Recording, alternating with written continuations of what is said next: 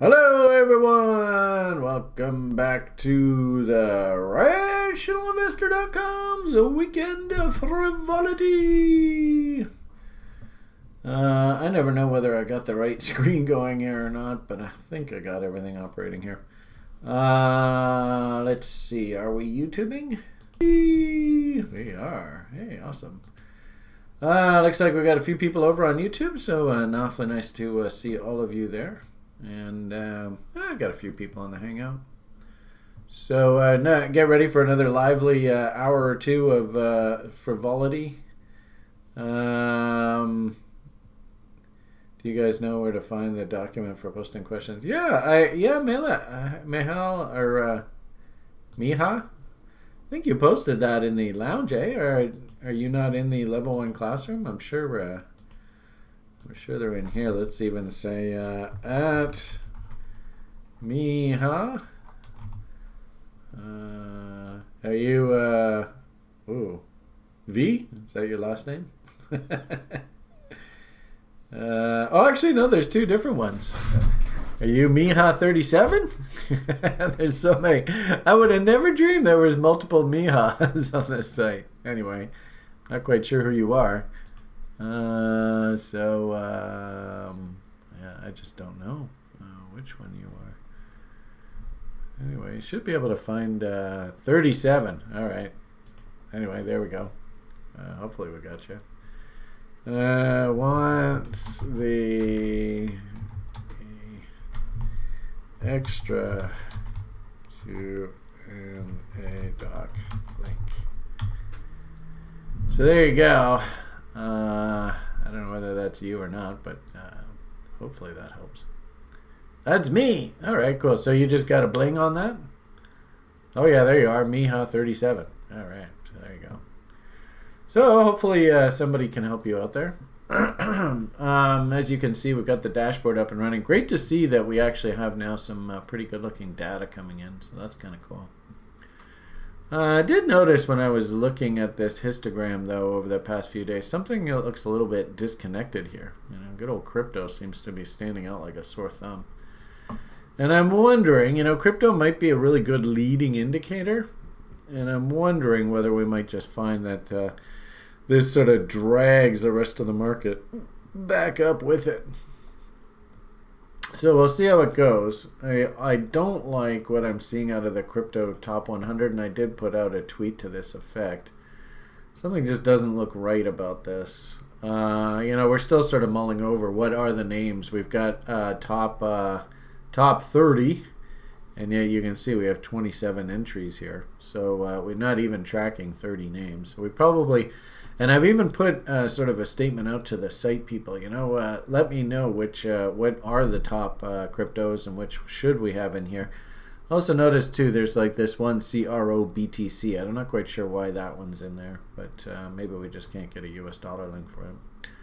But there is the list. So, you know, everybody who's on the site has access to sort of our beta, going through this and cleaning it up and getting it ready to market. What should be a good top 30 list?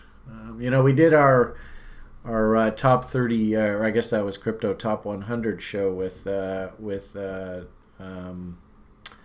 Ben Koff check. That's so awesome. I've told people in the past, my number one job is to make you people famous. The only request I have is, number one, if you're going to use TRI concepts, please make reference to TRI. So at least if somebody goes, well, where the hell did they learn that?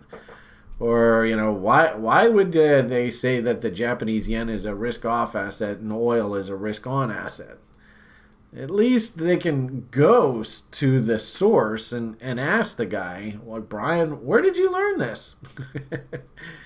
And what's the logic behind this? So that's the number one thing that I ask. And I don't even give a shit if you run your own newsletter, your own school and stuff like that.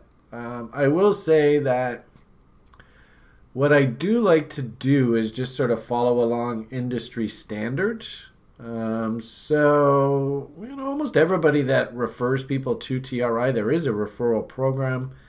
and you get credited back. I know guys like DaVinci have made a fortune off of those referrals, but hey, thanks, Dev, for all the referrals. Lots of people were teaching. So please don't be offended if if I ask if you want to participate in this sort of education stream, that we just do what the industry practices are. I'm not trying to bilk anybody out of anything here, so please understand that. What I really want to do is just sort of get into midstream, and once the site like this is up and running and we can have things like the key reversal screeners and stuff just spitting out results on a daily basis, this site will probably turn into much less. So here's some bullish key reversals. What do you think? You want me to take a look at these? It's a bearish key reversal. Should we take a look? I mean, it's very tempting. All those looky-loos, just scribble these symbols down. It's a great place to at least start. And just, one thing I love about the key reversals is just watching what happens after a key reversal. All hell breaks loose. I think, as a sales pitch, and I don't really want to sell you the product because I went down this road about 6 months ago and got all excited about this signaling system, but TRI just wasn't ready to bring this thing to market yet, and so I was really teasing everybody. But here's a great example of we had an election here in Canada, and the election, ironically enough, was right there. And the signaling system spat up a key reversal sell signal up here. So we went short, bought put options. And then on the day of the election, the politician that basically gave all these guys free reign to rape the country as much as they want, he was reelected. So I think the whole market went, oh, phew, more bullshit. We could get away with more shit. Yay! And what do the bank stocks do? Vroom, straight back up. But everybody looking at this chart, and actually the level 3ers, you just did this. What formation? Do we have any level 3ers on the call here today?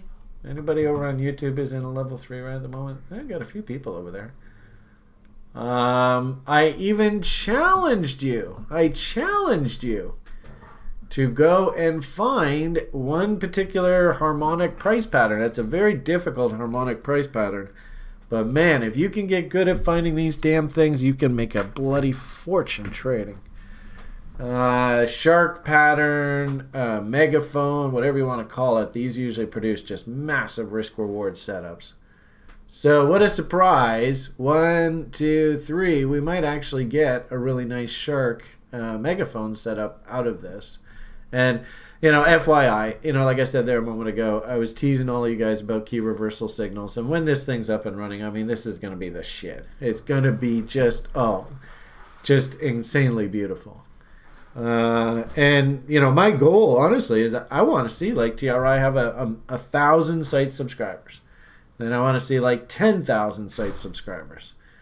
I mean, I've never seen anybody else do this on the internet. What's probably going to happen is they're going to get a whole bunch of copycats, and of course people, copying exactly what we do because they just see how much money we make off of these subscriptions, and trading signals for that matter. So, anyway, we'll see how that goes. But I easily think TRI could have 1,000 site subscribers just simply getting the key reversal signals. And the cool part about this is you can either get it on, you can get it through the screener platform, which is going to be a super advanced platform where you can actually build your own screens and stuff like that.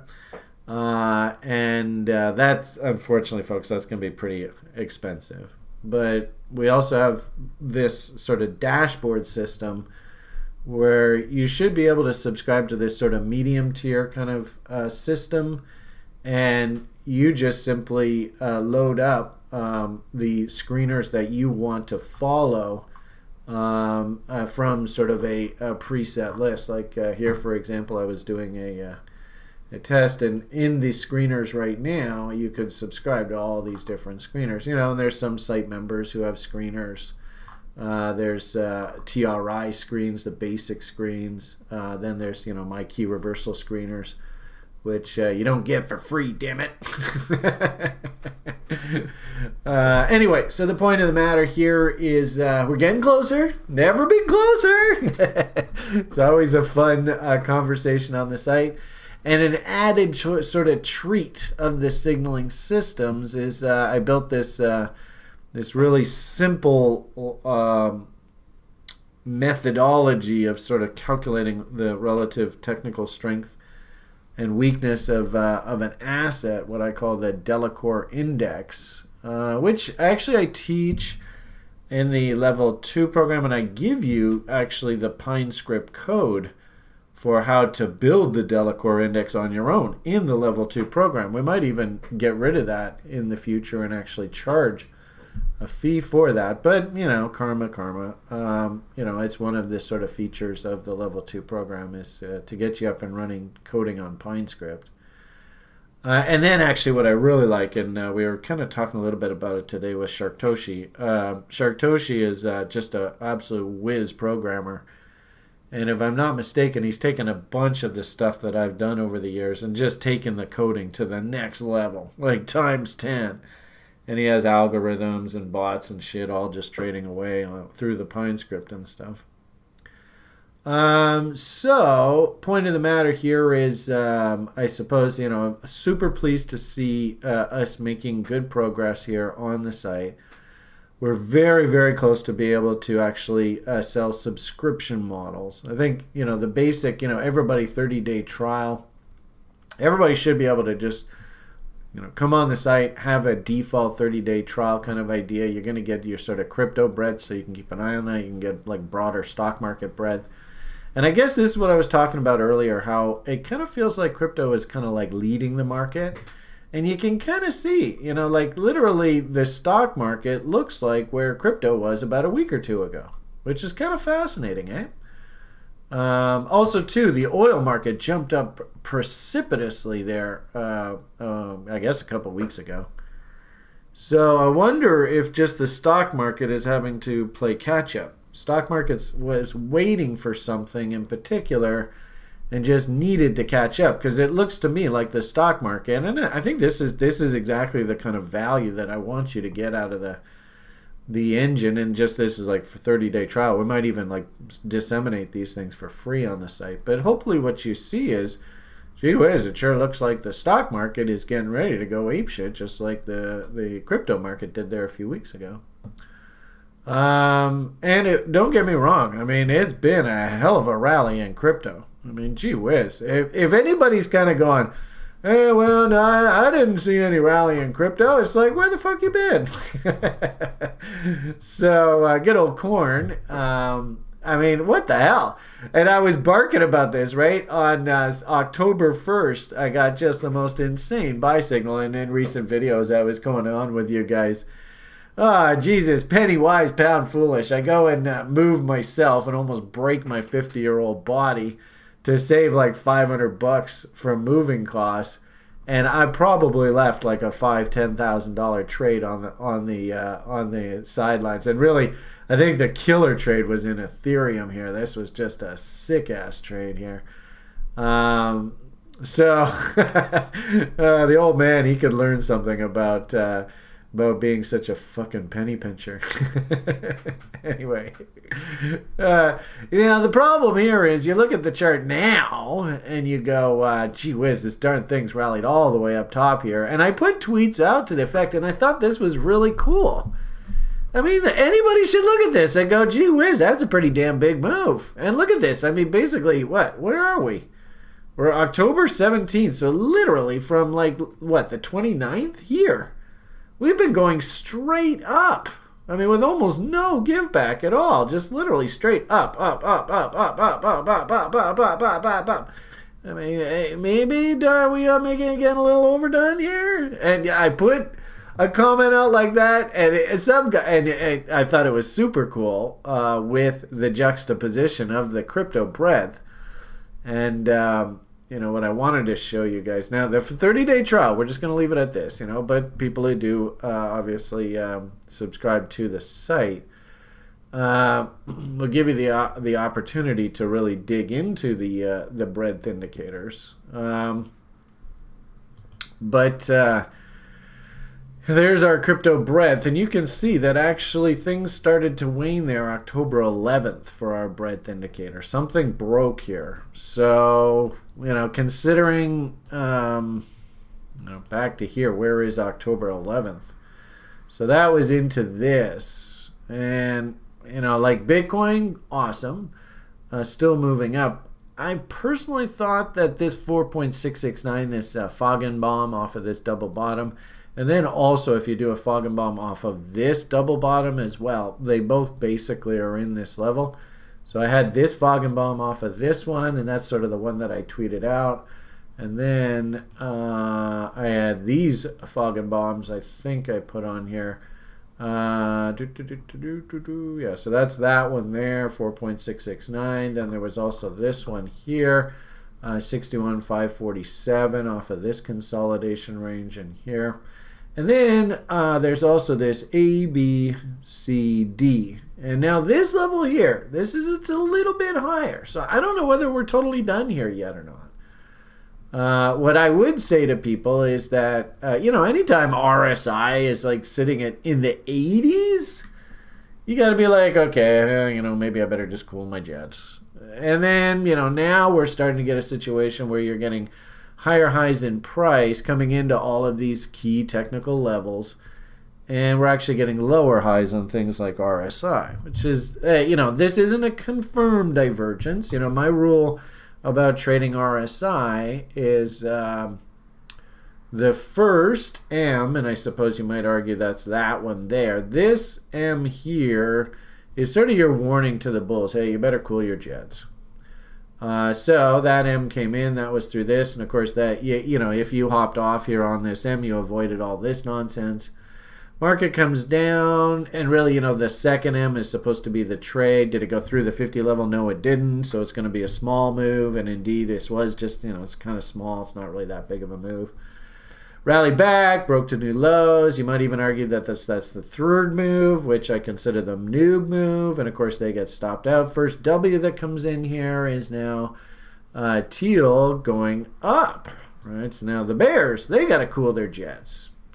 We're not going to get a W through the 50 line here because we're already overbought. But I suppose, we could get a weak buy signal if we go boom, boom, boom, and then break out through the top there. That wouldn't surprise me, considering how strong this market is. But that's not really a trade for me. Being so overbought like this is a 6-hour chart too. That's a little bit dangerous. Probably if there was a trade through here, it probably developed off like the hourly chart or something. So if we go down to the hourlies, yeah, there you go. So there's that big fuck you. Excuse my French. This was the first M off of that higher time frame chart that got us to cool our jets. That's sort of, you avoid all that nonsense. There's the W that you really want to see. And remember I said there a moment ago that there might have been a trade, but it set up off the lower time frames. This is a perfect analogy of this. So I remember I said there's the teal that off that higher time frame stopped the bear. Well, you can see clearly there is the W that sort of, and it's a big one.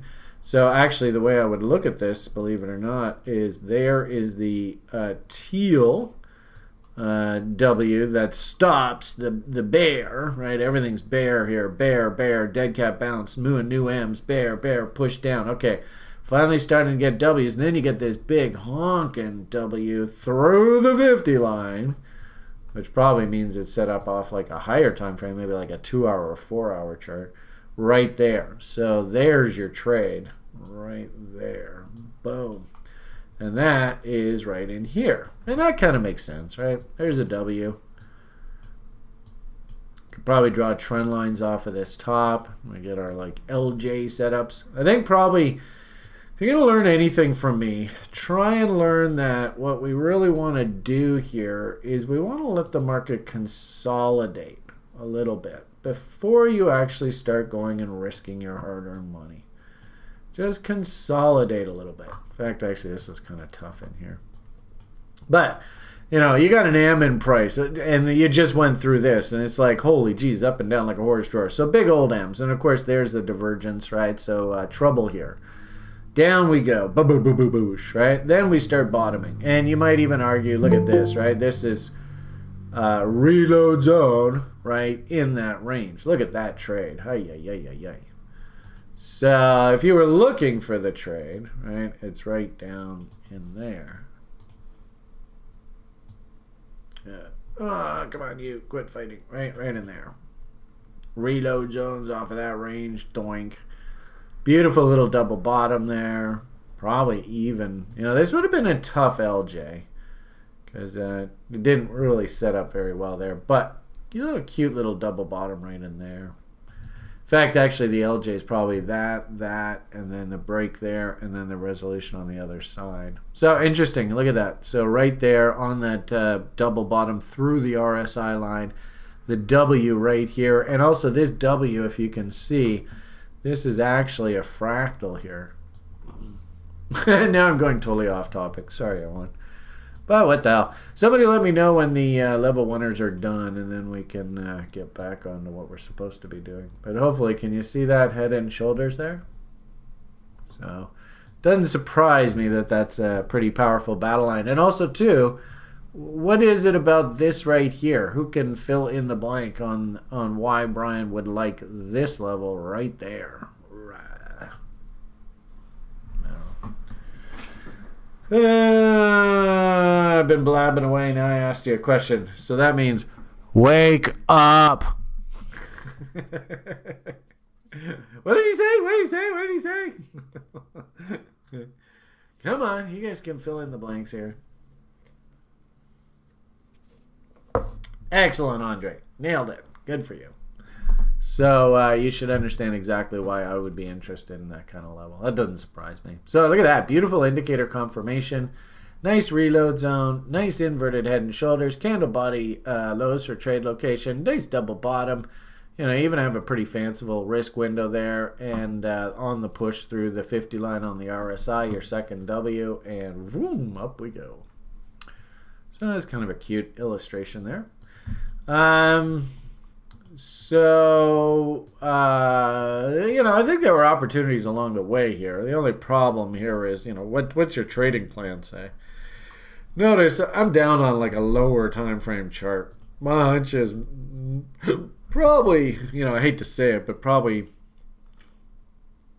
maybe 80-90% of the people who are watching this video probably are not lower time frame traders.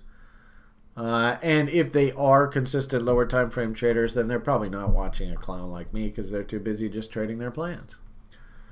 If you do want to get to the point where you can trade what I just walked you through all there, and I guess that was the pivot right through that window right there, well, you know, you're going to have to, you know, really learn about trading plans, setting yourself up psychologically to succeed, building your setups, and then literally as the setup's developing, and if you like RSI and that you know, W's through 50 line setup, it's a cool little setup, but you got to vet everything ahead of time so that it's sort of like as everything comes in, you're just checking off a list. All right, we've got the pullback following you know, the face rip high. We've got W starting to come in. We've got trend line breakouts, and then, you know, I think we did like reload zones within reload zone, whatever, blah blah blah blah blah. And there you go. You just pull the trigger. The higher time frame people, investors, all that kind of stuff, probably you got no business taking a trade in here. This has got danger written all over it. I could see a new person to trading come in here. Hey, look at me, I'm killing it, and all of a sudden, bang! And then, uh-oh, I'm dead. So, like, off of the higher time frames, you know, actually exactly the same logic I just walked you through on that 1 hour chart. I mean, can you see the W in price and the W through the 50 line here? I mean, that's the kind of shit you're here to learn. And sort of off of the 4 hour chart, there's the trade, not way up here. So, you know, try to put that into context. And as you can kind of see, and what I've been sort of tweeting out to people is I'm a little worried that we're coming into a topping zone here. Also, too, if we look at this chart, this is going back to the daily. I just have a simple rule. I built this indicator forever ago. It just it keeps you honest. Thank you, Sharktoshi. When Willie gets into quote-unquote overbought territory, in this case it's a reading above -20 on the modified Williams percentage R indicator, then it's telling you that the market is probably overbought. That doesn't mean it can't stay overbought for a while. But what it does mean is this is probably not the best place for you to go and invest your hard-earned money. Then, of course, those people are trading on leverage. You might just, and it's gone. So, it's just, it's one of the principles that I teach in my level 1 program is it's just a really, really simple tool just to keep you honest. And right now, Willie is sitting at -12 on the daily charts. You can't make the argument that Bitcoin is cheap right now. You can't. You cannot make the argument Bitcoin is trading at value. Because sadly, the irony of it all is we all know where value is. There's value way down there. In fact, actually, there's a company that was one of my VCIM stocks. We already sold half on a double, and we're sitting on free shares right now. And they just announced that they went and bought something like, I think it was like $2 million worth of S19 miners, and they're going into the Bitcoin mining business. And frankly speaking, at this price, that's what you should do. You shouldn't fucking go and spend money up here on Bitcoin. Go buy a miner, plug it into the wall, and this is pure profit. What are we missing here? It just kills me how obvious this is. So, the point here is you cannot make the argument this is value. You cannot. Not even remotely. But, oh well, crazy. This is where, this is the difference between quantitative analysis and fundamental analysis. Because the quants, that's that whole glass node kind of stuff. And, how much is the network being used? The interesting thing about that is, I like to follow that, this study, sort of the health of the network. And it's also saying, sorry, pal, this is not cheap. The network is not happy. It's being stressed. So,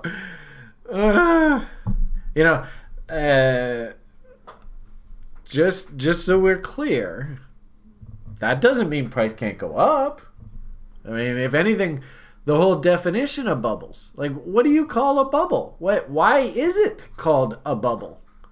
And I would make the argument that, Bitcoin especially being a commodity, there's no sort of limit on what somebody actually can pay for this thing in the marketplace. Where's the chart I want to show you? And I was tweeting this out today, right? Just because there is a cost of production, that doesn't mean anything. Like Joe Sixpack, I could just go, hey, Andrew, are you here? Yeah, I'm here. You want to go buy some Bitcoins? Come on. He giggled. But he could have said, yeah, sure. All right, fine. Go buy me some Bitcoins. There's nothing preventing him from going and buying. And that's the danger with capitalism. And in fact, what you are going to find if you're relatively new to this game is people that would like your money, they are going to encourage you to buy up expensive assets in this world.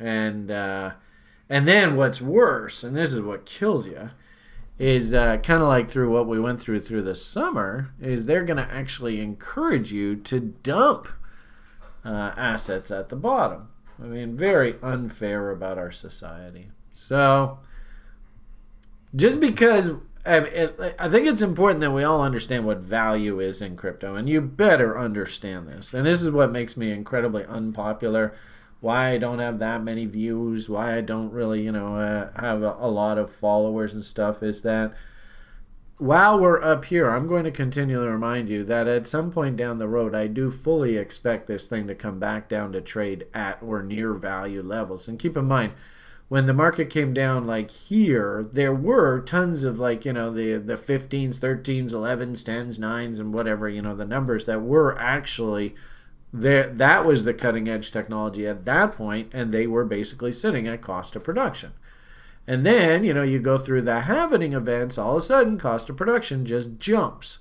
And how ironic, up here at like $60,000, $70,000, you can't even see that that's a doubling, which is so ironic.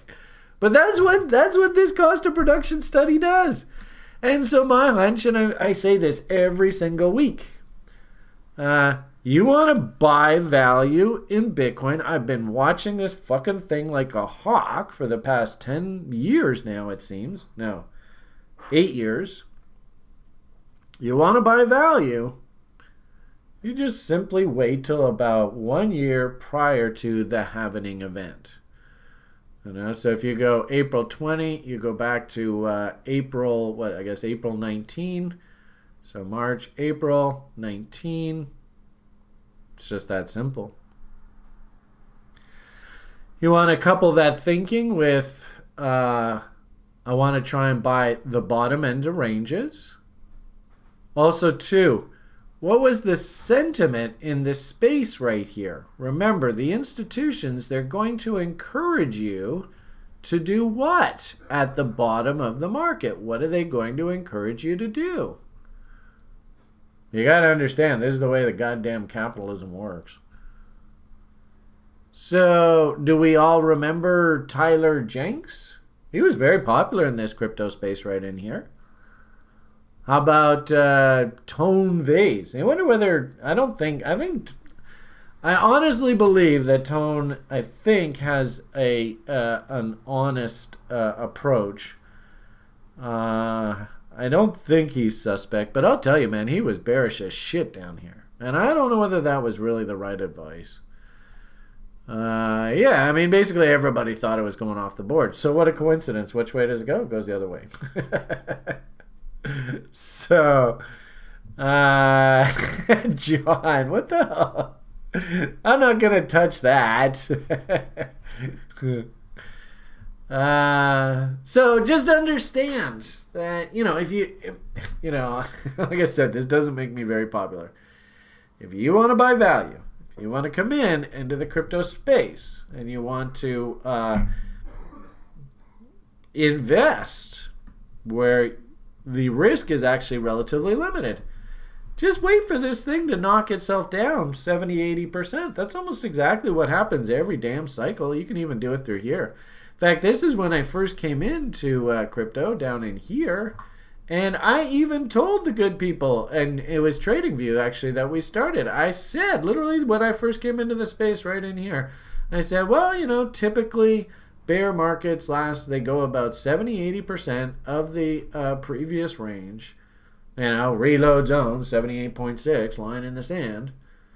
And they last usually about 18 months. That's pretty normal. Also, too, if you look at now the Bitcoin story over a number of years, what you see is actually a very normal 4-year cycle to this price action. So, this is where I come up with this crazy thesis of this.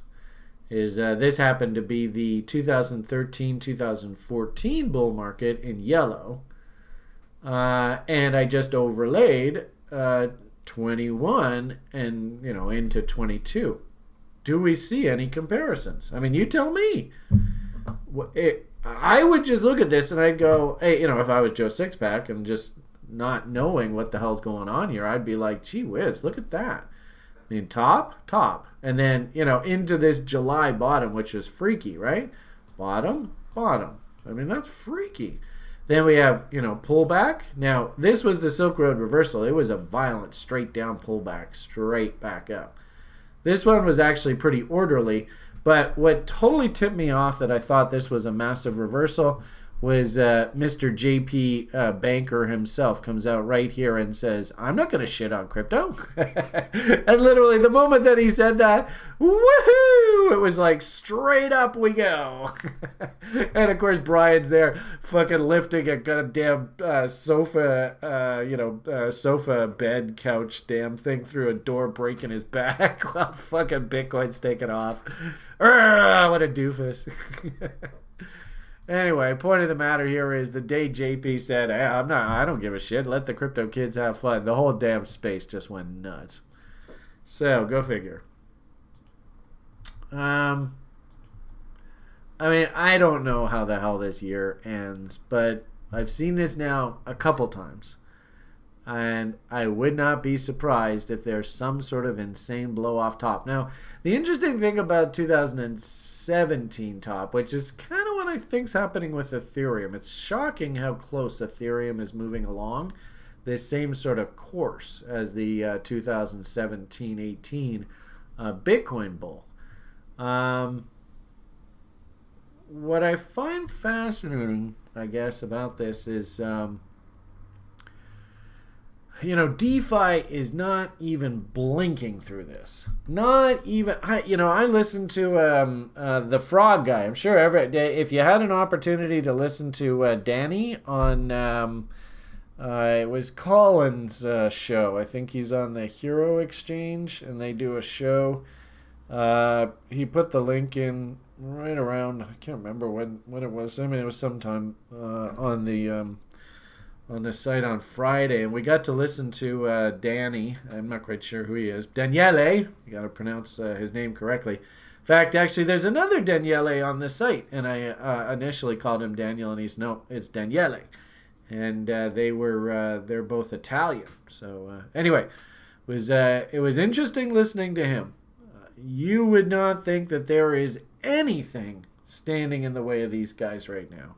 Nothing. And in fact, what it almost seems like is anytime the public, now that they're off in DeFi land and everything is totally peer-to-peer, I think it honestly feels like a whole brand new paradigm. The only problem I have with that is how insane does insane get? If this kind of scenario plays itself out, which one is Daniele's name, right? He was in that Time, wasn't it? I think it was what it was. Where can I find that? Don't think it's on TradingView. I mean, it just goes to show how much of a dinosaur I am. I'm kind of being left behind here because I don't even think it's on TradingView. You didn't like that? But I think one of his names was Time. There you are, Time. Let's see what it did. Some pretty big spikes. I don't know what exchange this is. TimeX. I don't even know how this shit works. I'm so stupid. The good part about it is we do a show on Wednesdays, and I've got Nick. Hard Made Easy, I think is his name on the site. He's currently in the level 2 program, so he's getting his TA on. But he's pretty darn smart when it comes to the crypto FA and understanding DeFi. So I'll probably get him. Maybe watch the show we'll do on Wednesday. I'll probably get him to explain half of what Daniele said and stuff. But I don't even know if this is even right or not. But he also had another one. It was like Spell or something. Yeah, Wonderland. Was that what it's called? Anyway, somebody just put a... Where is it these guys get me to follow this? It's like on... I think it's called Chart Pro or something like that. Chart X Pro. Is this what it is? I know, I think... Oh, Jesus, not this stuff again. I know it's weird how you can sometimes get on these sites and other times you can't. And remember, I'm like this dinosaur, right? So I'm so old and backwards. Look at that. So it changed it to WW3. I don't know why the fuck it did that. But let's try again.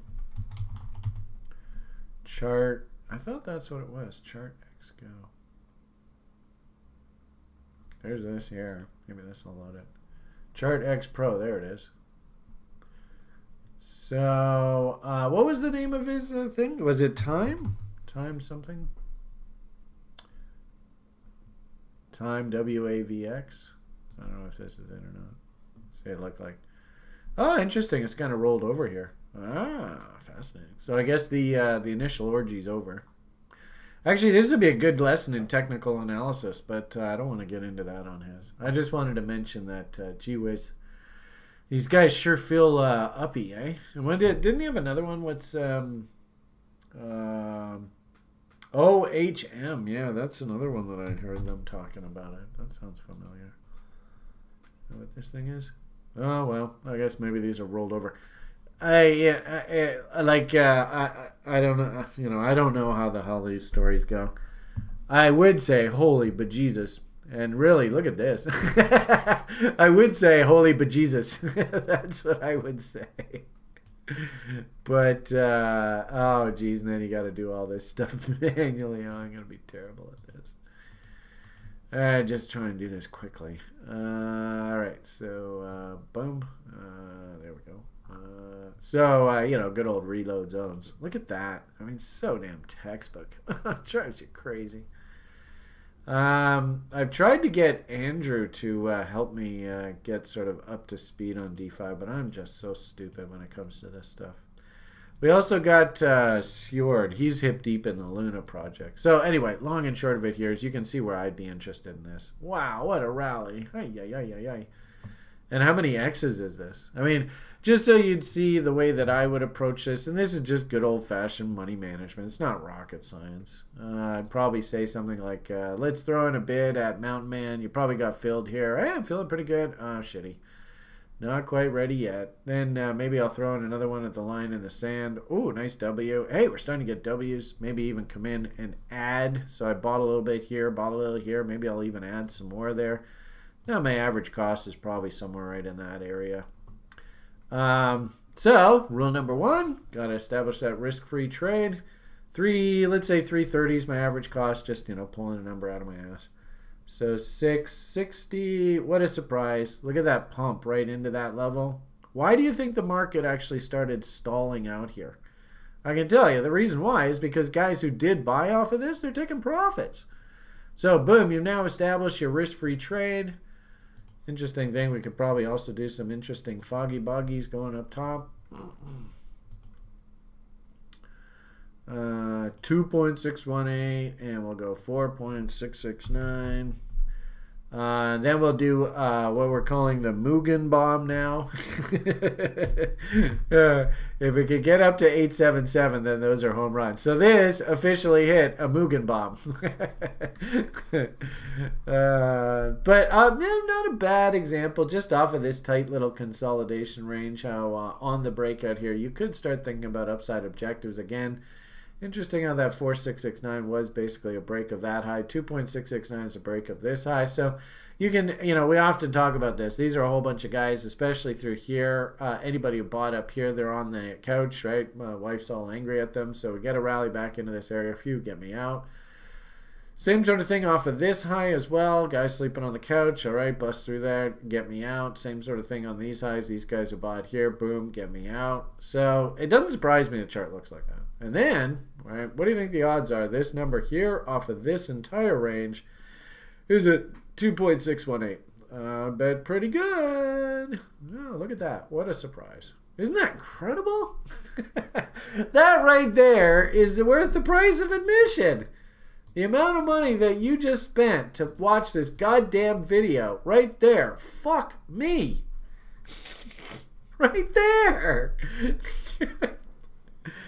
That's the right. I should just shut up. There's nothing more to say. There just isn't anything more to say. So, I don't know. Wish me luck with Liam, everybody. Bye. I'm out of here. I know. Nice to say, Kevin. You can't make this stuff up. You can't. Andre, what do you think? Is that some good stuff? And it's free. I just give the world this shit for free. Do you know how much Wall Street cocksuckers would charge to teach this kind of thing? And I just give this shit to you people for free. Easily, Paul. In this world, 10 G's is nothing. 10 G's fucking up to... it's not... Oh, well. What can you do? Yeah, bye for now. Schlongeful. Maybe I should charge $26,180. Maybe that's what I should charge for this. Or $2,618 I'll charge you. Yeah, thank you, Adam. Appreciate it. All the people that downvote me, right? It's because I give this shit away for free, and they're like, Jesus Christ, you're killing us, man. But the good part about this is it doesn't matter how many of you actually see this. This is the universe. This is, I was explaining this to some level 3ers in class when I was showing them this image. Do you understand now how understanding Feigenbaums, things like chaos levels, understanding AB equals CD's harmonics, understanding things like Willie being stupid, understanding things like bullish divergence and how that translated, now bearish divergence and how that translated, in a weird sort of way, can you see? And this is my question for you. Some people, you'll be like, yeah, totally. Other people will be like, no, can't see it yet.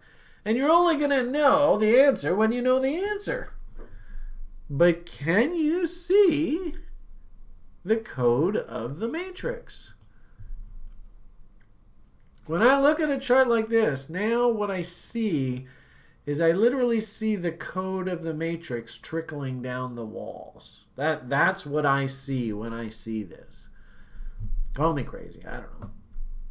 What chart pattern is that that's forming right there?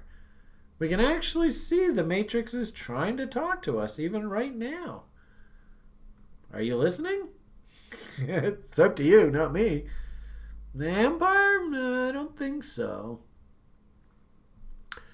If that was, I mean, you tell me. Let's just do a funny little illustration. If you went to New York City and the Empire State's Building looked like that, would you feel too confident going up into that? And I don't know, maybe the ground looks like that. Would you feel too confident going up into that building? I wouldn't. So remember, if we're going to call Empire, the floor of the building has to be level. Right? That's the key with the Empire. Is this, in essence, this is just a big, it's a fractal, right? It's basically a head and shoulders. But to call it an empire, you want to see that this floor of the actual building is horizontal. So, just back to our fun little story here. I wouldn't call this an empire, but it's a fun little pattern that I like to follow. Very, very powerful. And actually, what I would type here, actually, I'd be curious. I'm going to do this. Let's see if anybody can finish my sentence here. Right now, I am watching for...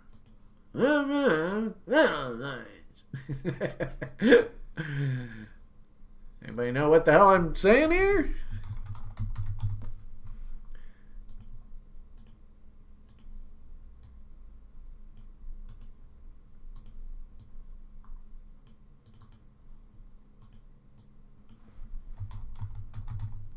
Something like that.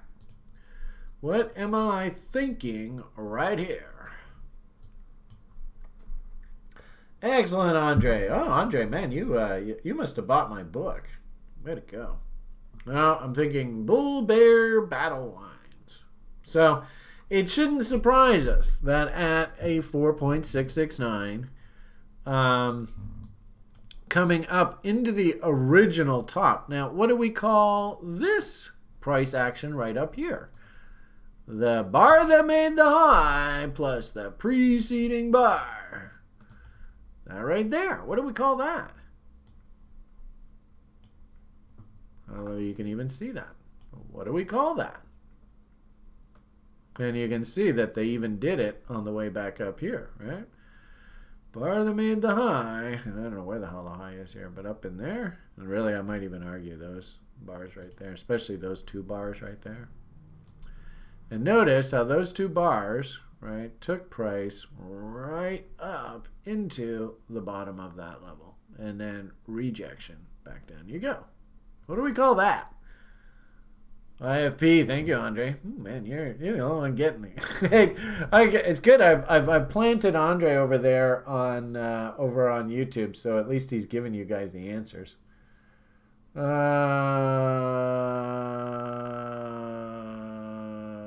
Aditya wants me to look at something in particular. Anyway, we call this an institutional fingerprint. Why? Because somebody stepped in and said, hey, no more up, you go down now.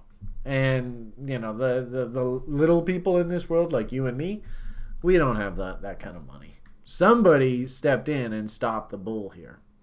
So that's why we like to call it the institutional fingerprint. It's literally, this is the institution's fingerprints all over the market. And they do it on the upside, and they also do it on the downside. You know, you can make the argument that these two candles, like you look back and you go, gee whiz, that was the bottom. So the institutions absorbed all of the selling through here. And then, you know, they brought it back down against these lows, and the institutions went, what the fuck are you idiots doing? I said this was a bottom, damn it. And up it goes. So you can kind of see that, right? Fingerprint against the highs. Fingerprint against the lows. So, what a surprise. They rally the market up right into the original top. Would it make sense that we're probably going to see some action against this level? If somebody said no on the way up against this before, would we likely to see them come out and go, hey, what the fuck, man? I said no. What are you doing, you stupid kids? Right? That's the same as this. I mean, maybe. Point here is you just have to respect this. And, you know, the message I really try to drive home for the level 3ers is this idea of confluence. Because really, you know, Mr. Great Del Moody, you know, I'm sure you've already written this down before. He's taking notes feverishly on these weekend classes, you know, videos, writing a book about how to trade just based on all my free information for you guys. And try to remember that concept. Like, that's your lesson for today, people, is this idea of confluence. I mean, how many reasons do we have to justify taking a trade? And that's just the bare fucking minimum. How many reasons? Anyone? Should they all be the same? And that's just the bare minimum. What happens when you get 3 or 4 or 5 unrelated reasons to consider taking a trade? That's that idea of confluence. The more, and it's not an accident that good trades set up at levels, and you look back over time and you go, yeah, that was so bloody obvious. Look at there. There was that, right? And that's that whole analogy. Let's see if you guys over on YouTube can answer or finish this statement. I only want to trade when I look over in the corner and I see a big pile of money and all I gotta do is this. All I gotta do is what? That's the whole idea of confluence. Is you just get so many damn reasons to take a trade, you almost look at it and go, you know, I'd be an idiot not to do a trade here. So, that's, and, you know, you can listen to a clown like me bark about this online. You go, yeah, but Brian, how do I get there? How do I get to that point? And the answer is you got to put the miles in under your tires. You got to know what to look for. So let TRI help you learn what to look for. Once you've learned how to look for it, and then also too, people are like, well, you know, I just inherited $5,000 from Uncle Louie who just died. I ain't gonna go throw $500,000 into ETH like Giuseppe here. Giuseppe wants us to buy ETH at market. And then, so around that, there's, again, let TRI help you learn what is appropriate risk management. How much of your stake should you throw at any idea? How do you approach correlation? How do you approach the efficient frontier? How do you set yourself up so that you're not screwing your retirement by going and playing Bitcoin or something? Once you've you've learned how to behave, right? Trading plan, risk management, trade setups. Once you've sort of learned what to look for, mind my free videos here on the weekend, or consider joining our education program and we'll teach you step by step what to look for. Then what you have to do is you got to put the miles in under your tires. You just have to trade and trade and trade and trade. I was actually quite pleased. I used to, because, a lot of people are like fast and dirty. Okay, Brian, I got to get up and get to my business of trading up and running as fast as possible. Let's go. So, I actually, historically, when Julian and I first started this website, I wrote a couple really simple public service articles, and I used to give them away. Feel free if you want to pop on. I know Josh is doing the TRI PMA feed. Josh, you want to fire these things out on the TRI PMA feed as a little public service? Fine by me. These two documents, I think, basically summarize your life as a trader. And ironically enough, I've never actually seen any articles that are any better. And I wrote them myself. Hey, Brian, fucking hey. What a sales pitch. I've never seen anybody actually explain the trading process any better than what I did here years and years and years ago. So, it's just right here. And we give this stuff away for free. Look at that. I wrote that back in 2017. That's what, 4 or 5 years ago?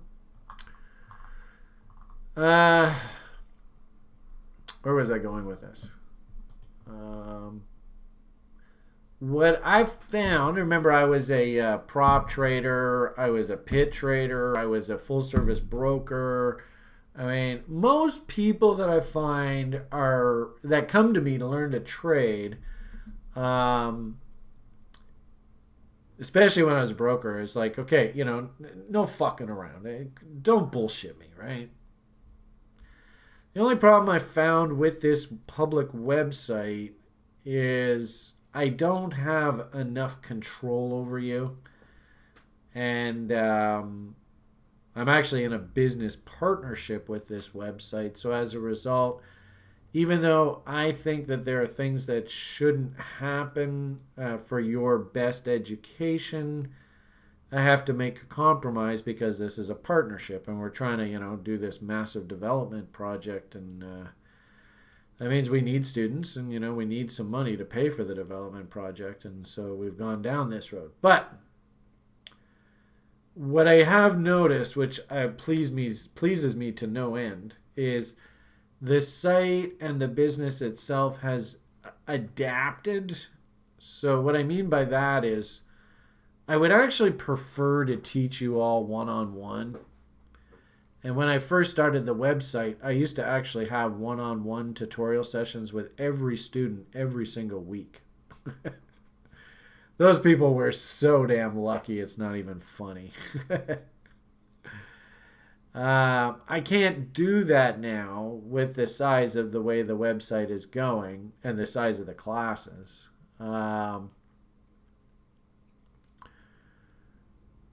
So it's interesting to see the way the education program has evolved to try and deal with that. Now, the way I approach trading is you're here to take this seriously. The only problem is that there are a lot of people here that when, if we have this diluted class base that I can't keep an eye on you and I can't see what you're doing week to week to week to week, we have to sort of generalize the rules. So if I was working with you one-on-one, I would say I want to see 20 paper trades and I want to see 20 1/10 account size trades. of the particular setup that you're interested in, and I don't want to see any mistakes. And until you can actually produce those 20 paper trades, 21 tenth account size trades with no mistakes, I don't even want to hear about you risking money in the marketplace. I can't be that strict with you guys in this current format of the school. But what I do like, and it was interesting, sort of compromise, I think is the best way to say it, is our level 1 instructor currently has just simply said, you don't have any choice. You have to do 100 paper trades. So, I mean, it's interesting because, there's Brian's sort of approach, 20 and 20. And that's what this document's all about. But without incredible supervision and incredible, and what I do like is by time the kids get to level 3, and I teach the level 3 program at the moment,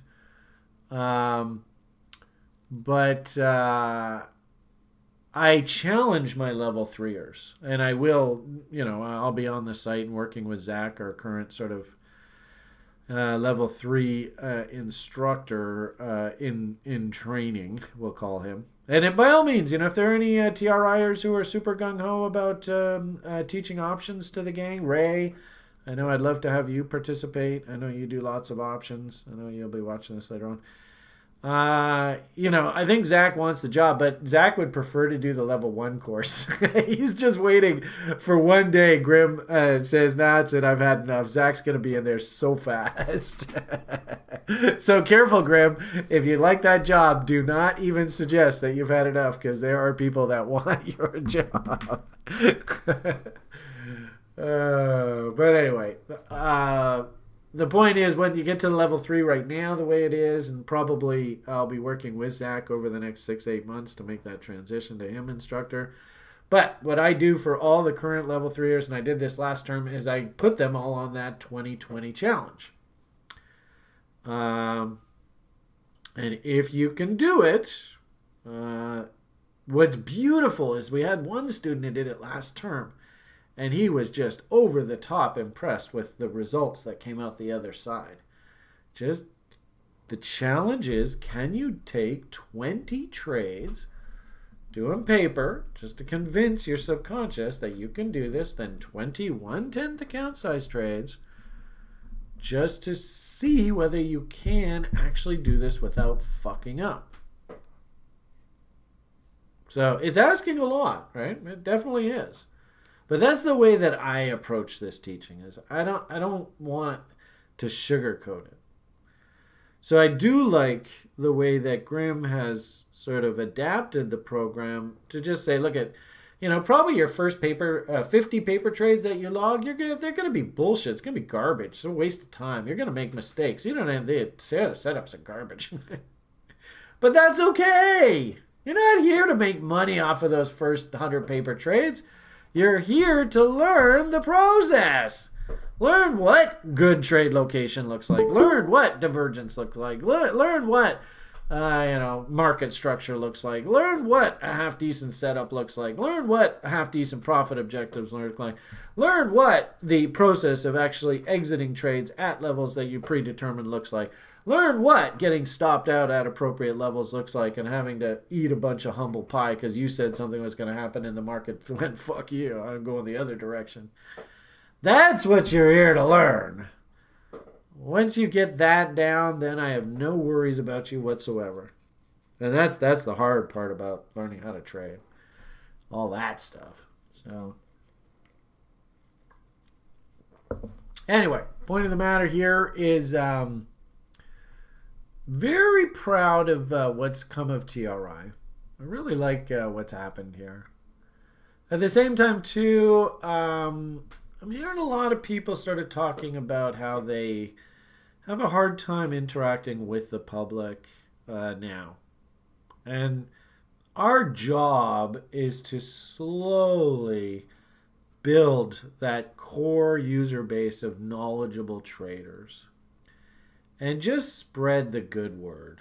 What is a setup. What does a good setup look like? What does good risk management look like? The process. And what I was so pleased about today is what I'm hearing, and actually I've heard this from a few people, but this person in particular mentioned it today, and it really resonated with me. Is I put out funny tweets, right? I'll just put out a tweet like, and if you've worked with me over the years, then you know exactly. You see a chart that looks like this, and you're gonna be like, "Duh, no wonder." Or what a surprise Beamish likes. I'll just put out a tweet and I'll just say, what did I just say? I think one word, right? I just said long. Long. But you should look at this chart, and every TRIer should look at this chart and go, holy bejesus. And the funny thing is we got cheeky OGers going, why would you buy a piece of an asset that looks like that? It's such a piece of shit. Oh, I know why. Because when it starts looking insanely bullish, that's when the public comes in and buy, and I'll be selling to them when it looks like this again. But point here is what I was over the top pleased that one site member came back to me today and said, Brian, actually it was really cool. I've got my son now interested in the market. And he and I sat down, we pulled up this chart, and we just sort of talked.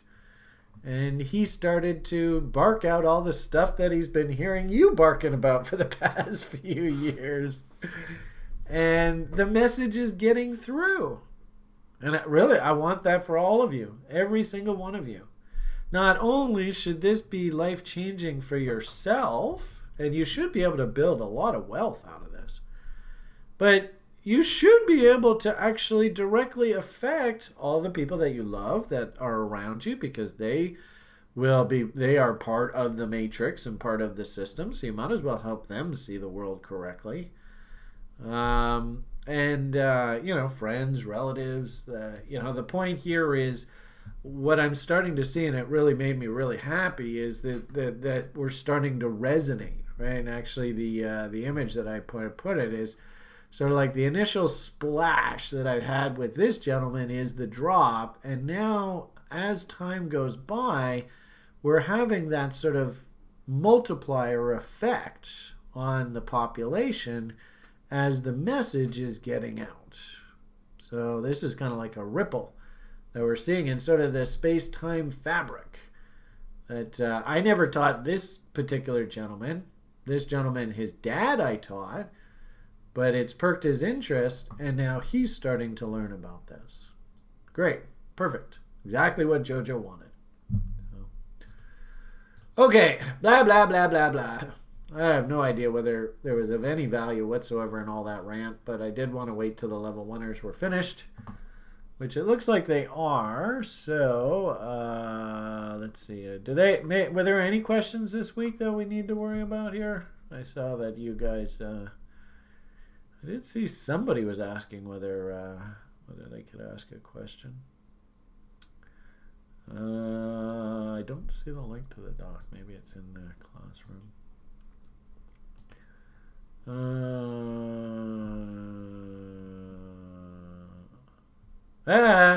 This Manuel Levy is saying it looks like he's getting into the crypto mining business. Hey, here we are. Questions for Brian. All right. So let's see what the hell they got in store for us today.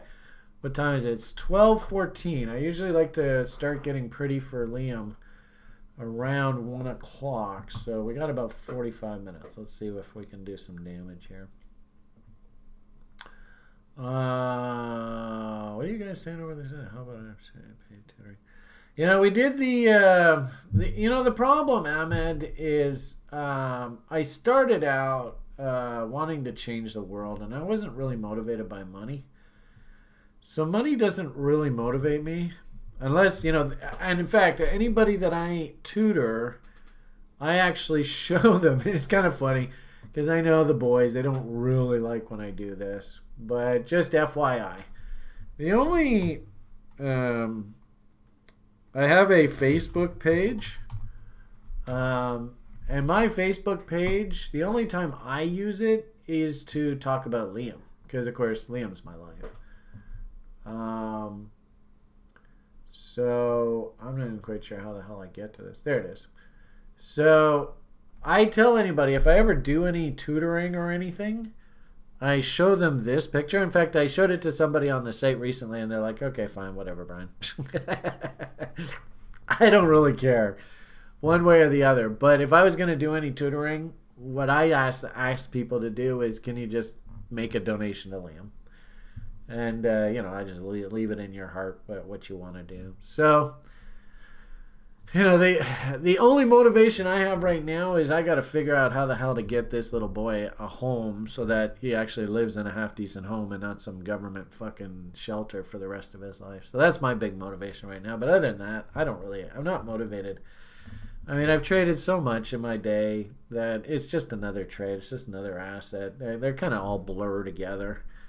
You say the private tutoring. Okay, but what's the motivation? Remember, I was trying to save the world there when I first started all this. I think I've expended a lot of that save the world energy, I've unfortunately too, and this is just a sad reality, is that I'm a bit of an odd character, and I know this. I mean, fuck my poor wife. I mean, she obviously chose her fate over. No, we won't get into that. Anyway, point here is I know that I don't know what it is. I seem to make good impressions on people to begin with, but over time, as I get to know more people, I don't know whether it's my real personality or what it is, all the flaws in me, they start coming out, and usually most people, they move away from me over time. So I took a huge chance, and because of JoJo's passing and stuff, I just didn't care, and I just gave myself out to the universe. But almost all of those people that I've worked with, there's very few people have actually been able to endure working with me over the years. Most people are like, okay, I've had enough of this idiot. So, do I really want to put myself through all that? It's painful to go through that.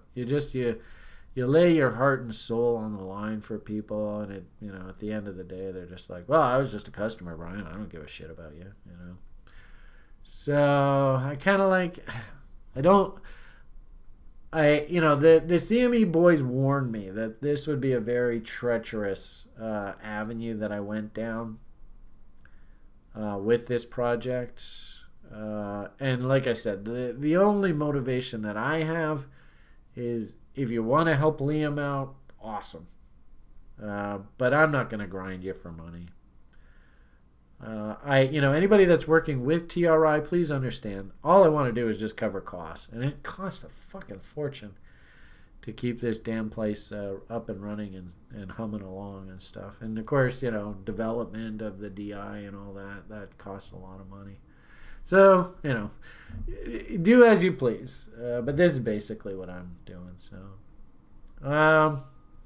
awesome, John. I'll show that message. So there you go. Bang. John says, education changed his life. So, John, your big thing now is you have to pass the message on to the next guy, whether it be your son, whether it be, and you know what? We had one lady that used to be on the calls all the time. I don't know whether she's here or not, but she told me stories about how she used to interact with her son. And this was kind of a cool way for them to stay interactive. And that really touched me because I had a horrible relationship with my mother. And that's one of the great tragedies of my life was, just really, really bad relationship with my parents. So, well. Hopefully you guys, you have different fates than I do. Anyway, blah, blah, blah. Okay, so let's see. Yeah, okay, good. So nobody asked any questions. If anything, that's great because it just shows that, I think today's 17th. Yeah, look at that. Okay, cool. So I don't need to worry. Indicating deflation, demographic growth cycle. Okay.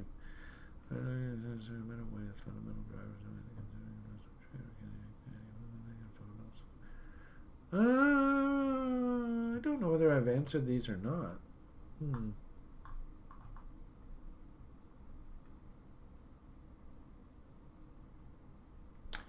Yeah, I remember talking about this last week. It'd be interesting to see what those TPS studies are doing. I seem to remember we pulled that up, didn't we? I seem to remember we talked about that. That's a good question. I think Bitcoin's still kind of stalled. The only problem is scalability, right? And I think that's this kind of conversation. The network is it's too stressed out right now. I thought things like the Lightning Network and stuff like that were going to, calm this down, bring this down, back down to earth, but not really. Hasn't changed it much at all.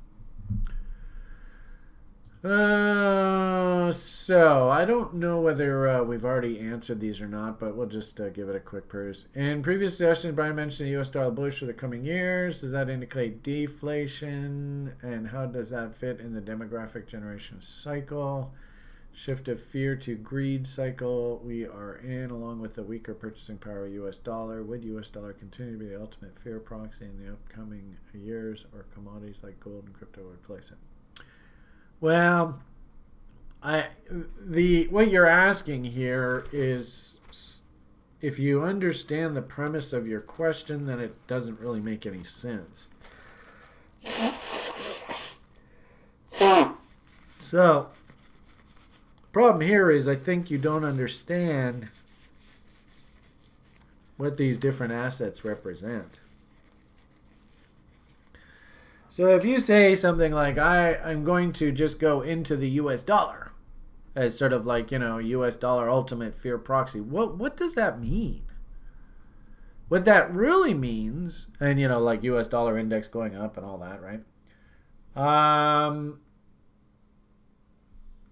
What it means is you're taking money out of things like risk assets and you're putting them into, US Treasury bills, or now I suppose Fed fund futures, because it's the banksters are the only ones that are guaranteeing anything here. I think the U.S. government, actually all of these Western governments are completely bankrupt. And if anybody actually called them on the paper, that would be the end of our society as we know it. So really what we're talking about is if you buy the U.S. dollar, you're buying a banker's guarantee. And of course, those bankers, they're not going to take losses on their investments. So what's happening to the actual value of the US dollar itself? It's collapsing. So, but what does it mean to go into cash? And that's what I don't think you understand here. Basically, when you say US dollar, what you're really saying is I'm getting out of everything that has any kind of risk associated with it whatsoever in the market. And whether you like it or not, gold technically has almost no intrinsic value. Crypto technically, especially at the current price, relatively speaking, has no intrinsic value. Hell, there's guys like that Steve Henke guy on Twitter who goes on every single fucking day. Crypto has no value whatsoever. You're all fooling yourselves. Well, I don't necessarily agree with that thinking. What would I say is the value of either gold or crypto? It's really simple. It's a common thread amongst this type of asset class.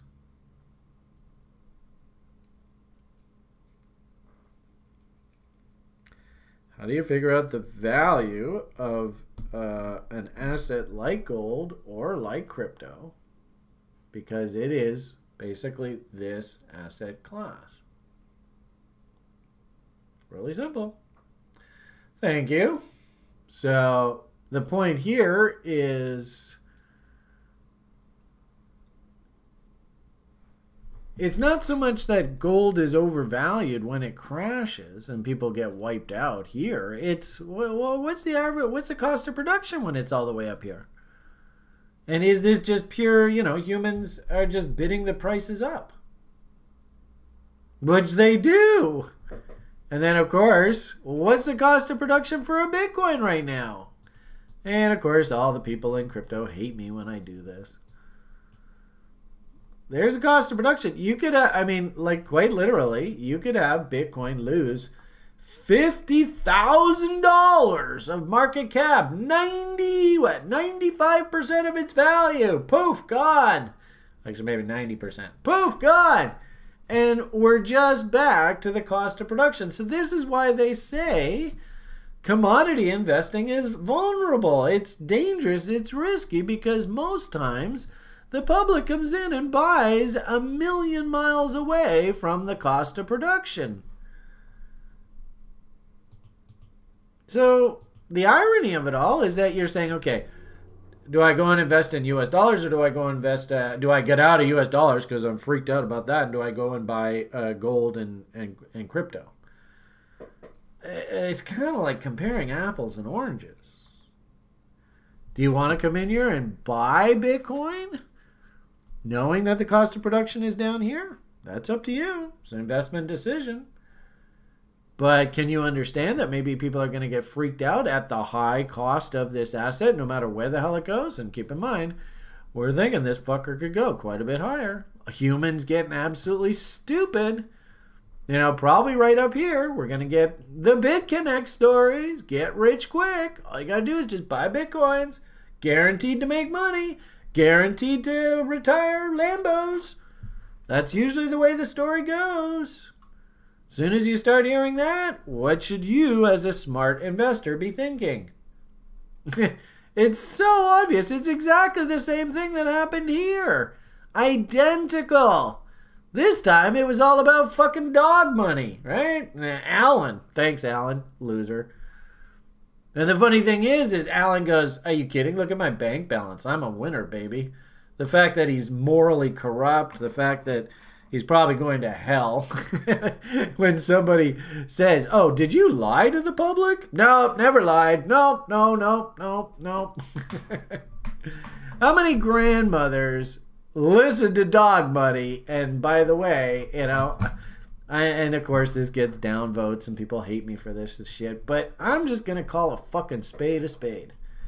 How many of these damn Allen fans came in up top here, and does he even acknowledge their pain? Does he even acknowledge? Remember, he went on public shows in here. He could have very easily said that entire broadcast, this is a bit dangerous. It's a very high risk asset. I wouldn't recommend investing in this. Nope, didn't hear that at all.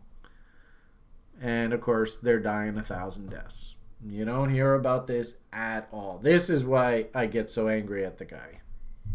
And I knew that this was coming. I could see it 100 miles away. Yeah. So, be forewarned. Frog money. Is this Mr. Frog money? Olympus? Is that Mr. Frog? I mean, just to understand, especially when we hit things like foggy boggies, you guys have all been given the secret formula. Should you be buying when people are going ape shit like this up here, or should you be maybe letting some go? Right? I mean, you guys all know the secret formula now. You all got it. It's free. But just, that means you got to tune this motherfucker out up here. You got to tune him out. Which makes you sick to your stomach. But I won't. Okay, back to the questions. Sorry. Brian getting all emotional again. So, the issue here is, what is it that you're buying and selling? Like, these are literally two different asset classes. And if assets are substantially above the cost of production and the public is coming in and buying, then I could tell you there'll be a lot of professional traders that are going to say, you know what, I got to get the hell out of these things. I'll buy them back when they're trading at value, but right now I'm just going to go sneak my way into dollars. I'm going to get paid a guarantee rate by a Federal Reserve banker. And, at least at the end of the day, I know my money is going to still be there.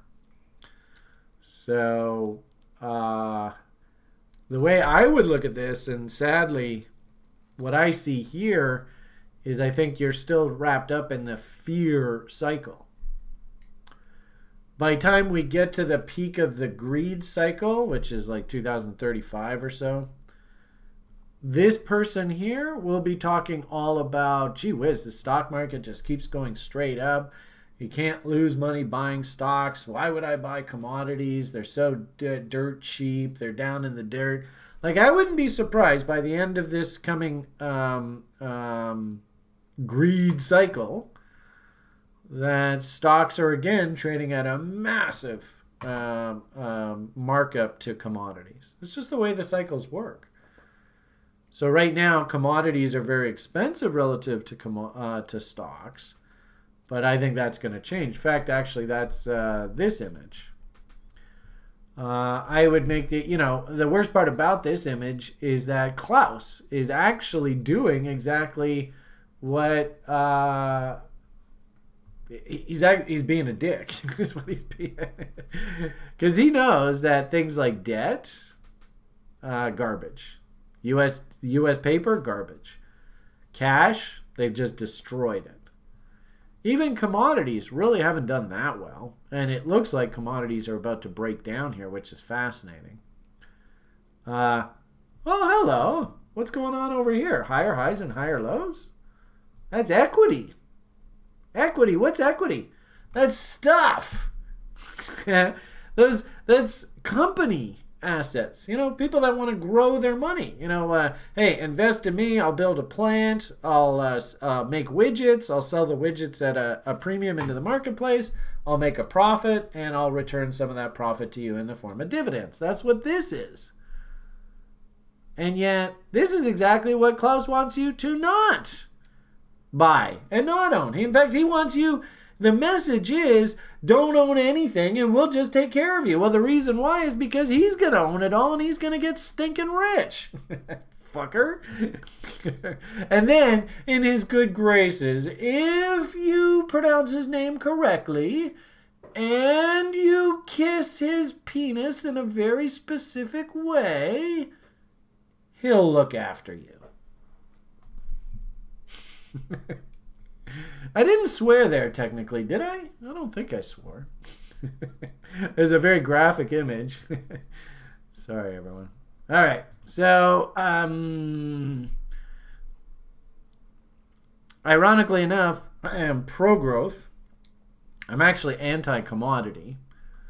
Commodities go up and down, though, so don't mistake yourself. There were great bull markets. In fact, actually, there was a famous Canadian stock promoter. Any Canadians watching this, Murray Pesum, and it's interesting. He used to own Vancouver, and you actually ask anybody in Vancouver now about Murray Pesum, and they have no fucking clue who Murray Pesum is, which is shocking because it just goes to show that everybody here in Vancouver is convinced that the real estate values are okay here and they're normal.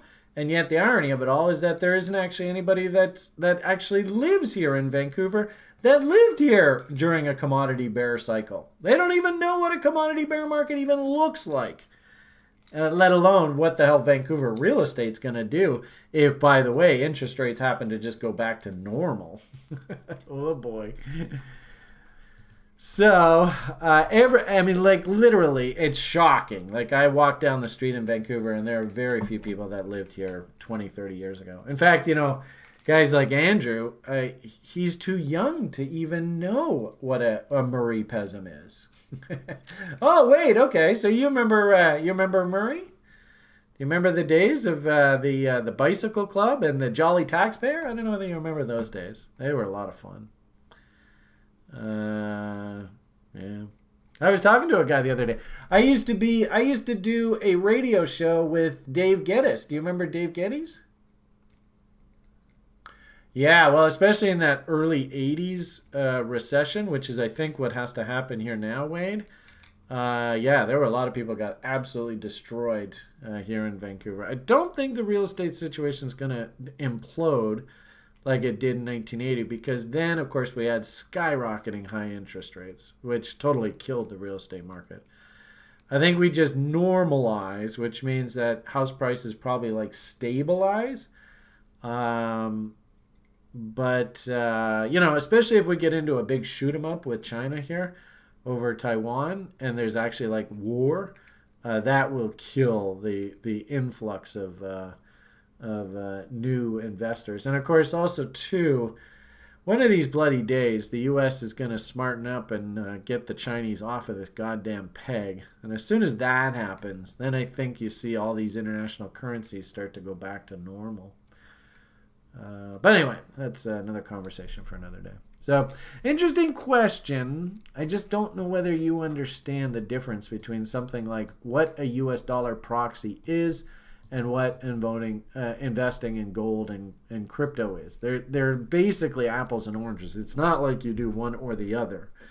It's like, why would you be a US dollar bear or bull, I guess, is the question. Versus being a commodity bull. And I'm not a commodity bull right now. The $64,000 question about all of this is, how does crypto act?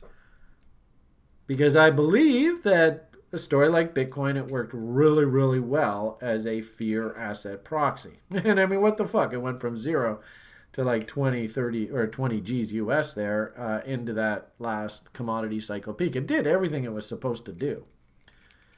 The question now I have is, can crypto evolve? And can it step in and act as a growth proxy? Clearly, the unbanked in the world is a massive pool, just staggering pool. I also think, too, that even a country like the United States and the U.S. Federal Reserve System, which is really basically just the Rothschilds and the central bankers, the 1%, I think to a certain degree they're a little bit afraid here because crypto and decentral, especially the decentralization of this, it should be very liberating for the money system. And, you know, like our buddy Daniele and the frog people. I mean, he's sitting there wherever he is in the world. I have no idea where he is. Talking to an audience that couldn't give a shit about Jerome Powell or wrapping yourself in the flag and all that kind of nonsense. So, does he even care if the US dollar goes off the board? What I'm hearing is the people within crypto, they're creating almost their own sort of, yes, it's pegged sort of to the US dollar, but it's more importantly, it's not really US dollar, it's stable coin, something that just stays stable. And actually what I've been saying recently, and I put out a tweet about that today, is I believe that we are on the cusp of our next Bretton Woods event. The only problem is what the fuck is this thing going to look like? Small problem. I don't know where the hell I put that.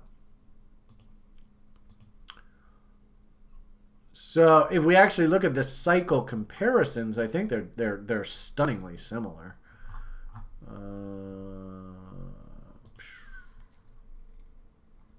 So that's this image. So they had to do the whole money reset thing back there in the 1930s, you know, following the Great Depression and all that shit. How much was the Second World War and the Great Depression and all that? How much was that a function of the bankers taking over the system and playing certain governments and certain entities against each other? I mean, some people argue that Adolf Hitler was nothing more than a puppet of guys like the King of England and a whole bunch of Wall Streeters, you know, and some of the big industrial American capitalists. That's, of course, a story because the Americans won the Second World War. That kind of story just gets buried, right? Let's just bury that. The winner's always right, the history. So it's fascinating, through my childhood. Remember, I grew up, I think I've told you guys, like I grew up in LA. So that was through here. I was spoon fed the fucking message that the banksters wanted everybody to hear loud and clear. And utter hatred for the Soviets and all that kind of nonsense. But it was interesting, right? In the we'll say mid 1940s, they officially sort of reset the world currency system here, and it was called the Bretton Woods Agreement. I'm wondering whether that needs to happen in here. It might have already happened, and we just don't. We, thank, JP. Do you think JP gives a flying fuck about any of us, like in the public or Yellen? Do you think they can't give a shit about the 99%? No, all they care about is their own interests. So in a sad way, we're actually less free right now in this particular cycle, in this particular world.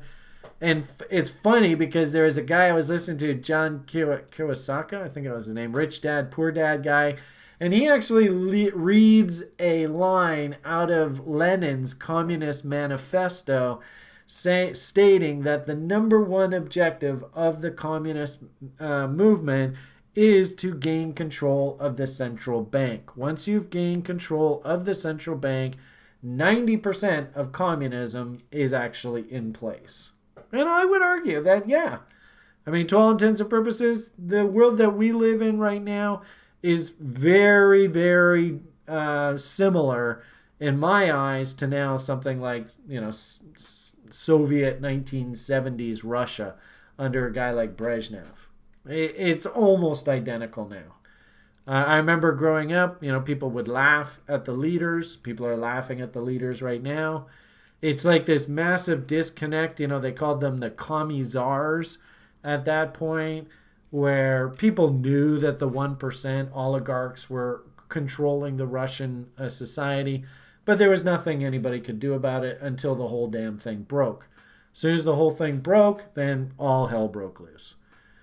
And I would argue that that's basically what's happening now.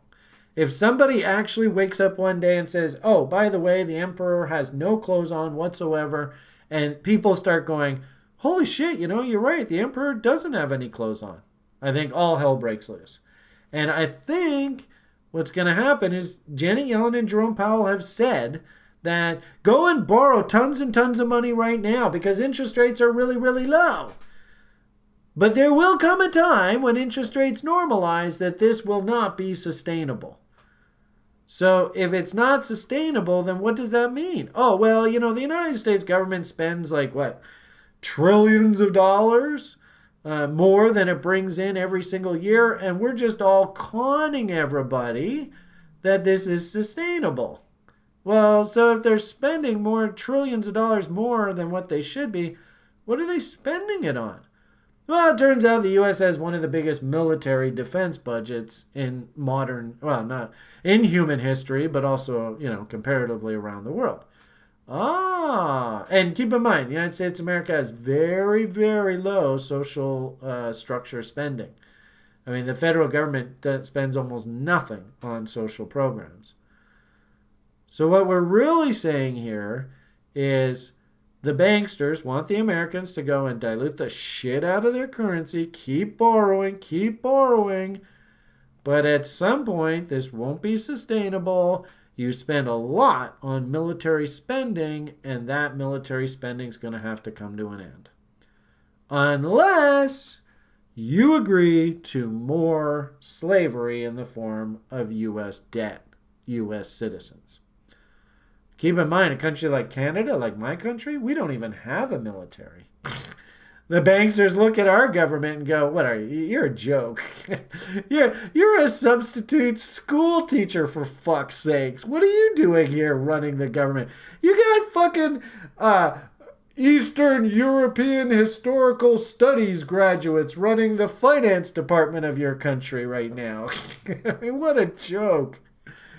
So, the banksters, they own this bitch. And if they decide to walk away and they're like, you know what, U.S. government, I think you're spending a little too much on military, and they start saying, you know what, we're not going to start financing all these deficit programs. You notice Mr. Powell, he's already started to say we're going to start tapering the bond purchases. So, writing's on the walls. You can see it coming. Question is here, U.S. citizen, do you want to relinquish more of your future, more of that mortgaging our kids' future, to keep these banksters happy? If you agree, then you're going to agree to, Mr. Biden's insanely big stimulus programs, more sort of central control of your society. And now, unfortunately, we just went through the deflationary part of the cycle.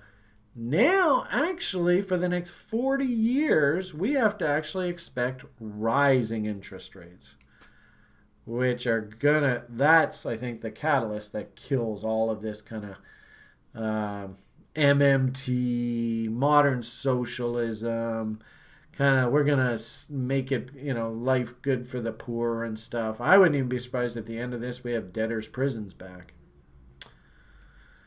Also, too, that's an interesting side bet, too, is how much money are the banksters seeing slip through the system that they can't get control over?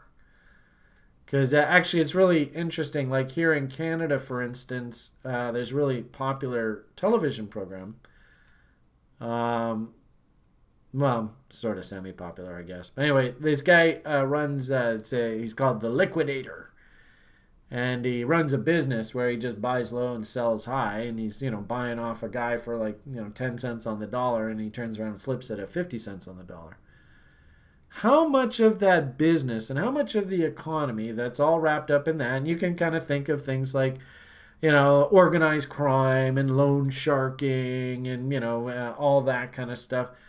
How much of that economy, which I think is a pretty big part of the economy, what they call under the table, how much of that is slipping through the banksters' fingers that they really want to try and get control over? We might actually find that a big part of our deficit problem goes away with the introduction of things like digital currencies and a more sort of digital accounting versus just a paper economy where people use these paper bills to transfer wealth back and forth.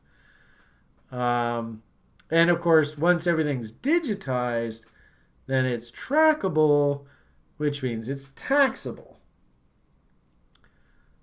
That's going to be an interesting development over time. We might find, and of course all the central planners, the communist type people of this world, that's their big hope. Is let's get control of all of the avenues of commerce so we can tax every single little loose end.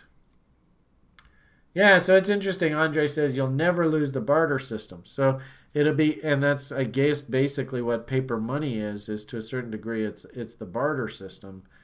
And that's an interesting debate. That might be the big sort of unknown of the 21st century, is how much of the economy that never was reported before actually gets captured now by the government systems and, by definition, the banksters.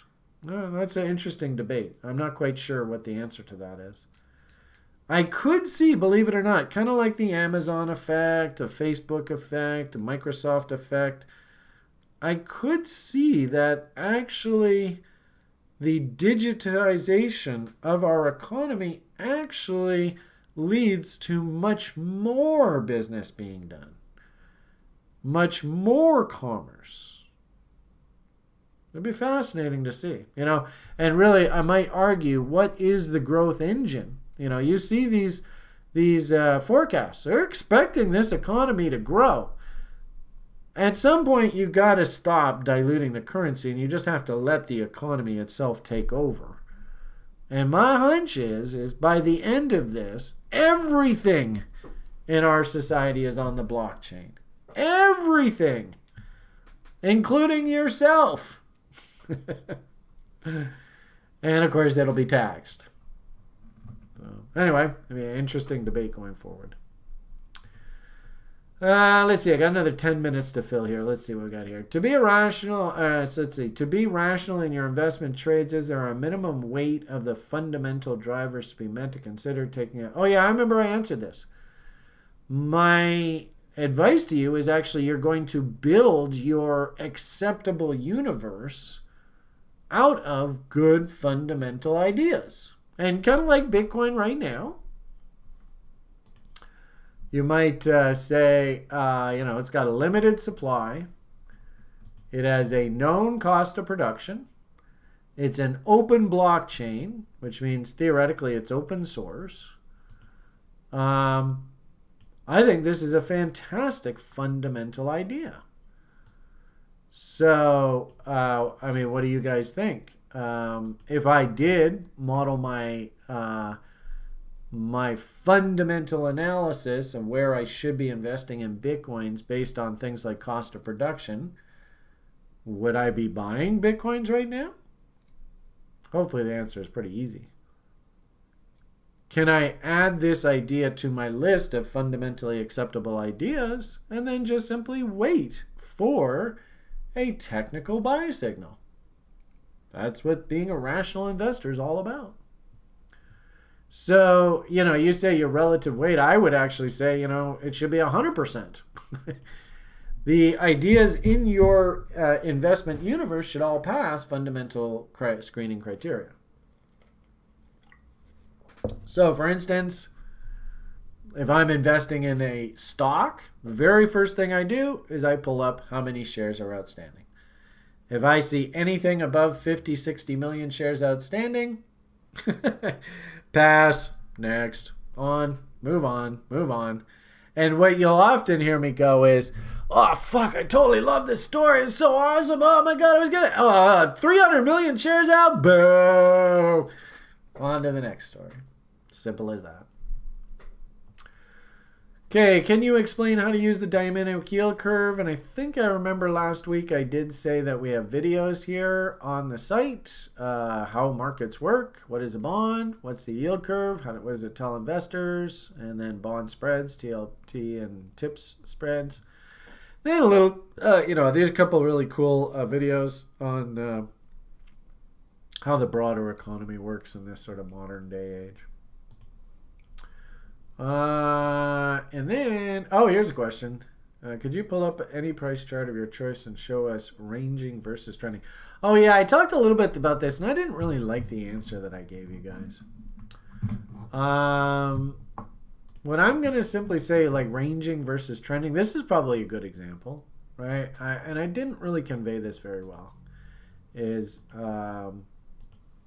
anytime you have an asset that has an old high, then technically you are in a ranging market. And really, you might even argue that the bottom end of the range is whatever low was established here. So top of the range, bottom end of the range, we're in a ranging market.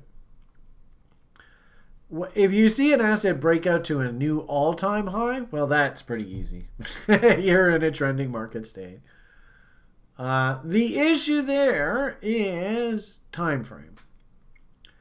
Because you can see that we got a nice little W here. You could say that on a weekly basis, this is a trading range. But on a daily basis, like from here, we are in a trend.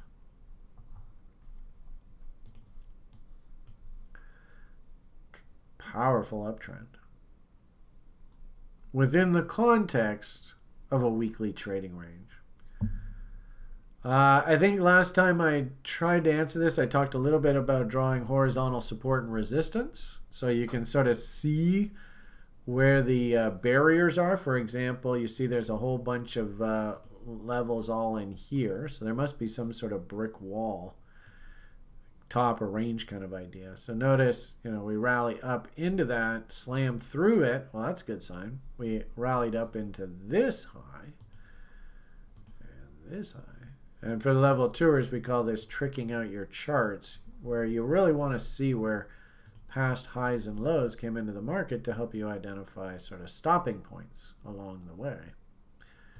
So there, for example, right, we have a big rally up at nothing here, right? So open air, so we go whoosh, straight up here and then into all of these levels, back and forth, then up through here, then next stop, blew through this, came up into this level here, and then started waffling around, right? Right into resistance and then back down. And then really simply put, markets that put in W's, that's a trending signal. Markets that put in M's, that is a trending signal. So usually following M's and W's, you're going to see the market go into a trending state. Then really simply put, a trend is simply defined a bull trend, higher lows and higher highs, bear trend, lower highs and lower lows. It's that simple. So, like this one, for example, we could say that we're in a trading range. Top end of the range, bottom end of the range.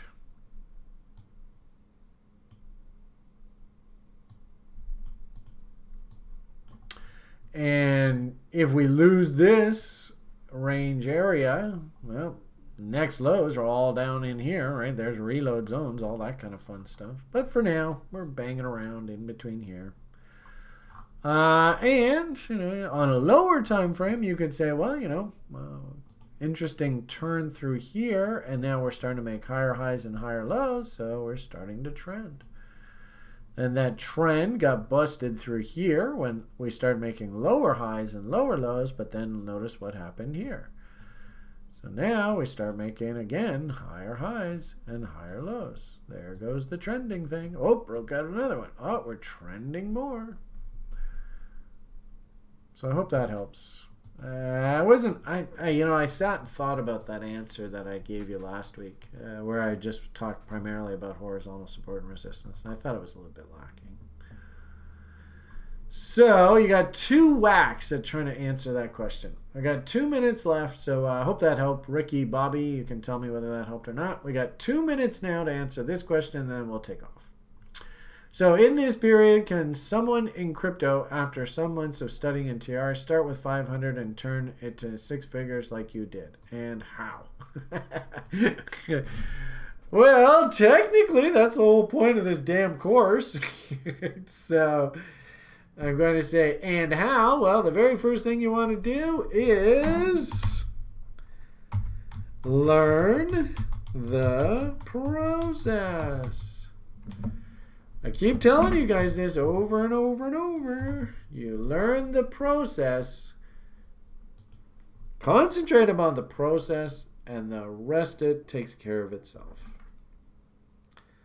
Could you, in fact, actually, there are some people in DeFi doing exactly what I did with that 500 into 100,000 right now. I haven't really been that active this cycle as much as I have in the past, but this is a really simple one. DeFi, right? You could have bought here, sold half on a double here, maybe sold another 600. Yep, sold another half on a double here. This is exactly what I did before.